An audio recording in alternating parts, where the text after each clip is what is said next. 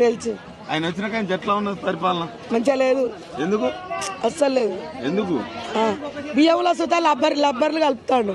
బియ్యం లబ్బరి అన్ని ఇట్లా వస్తున్నాయి.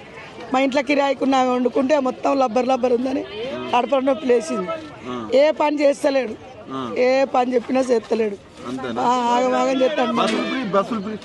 బస్సులు ఫ్రీ అంటాడు కానీ అది అక్కర్రాని సొమ్ము. ఎందుకు మాకు? ఏమన్నా బస్సులలో తిరగటోళ్ళమా?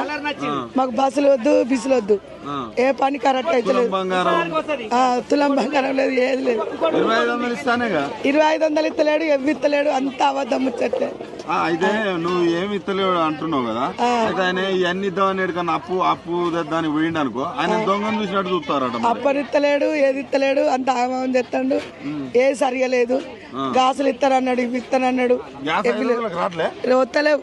అంత అబద్ధం. అవునా? 1000 రూపాయలు గాచుతా. గ్యాస్ 1000 రూపాయలు. 1000 రూపాయలు. మరి 500 ఇస్తానని చెప్తాడు కదా రేవంత్ రెడ్డి.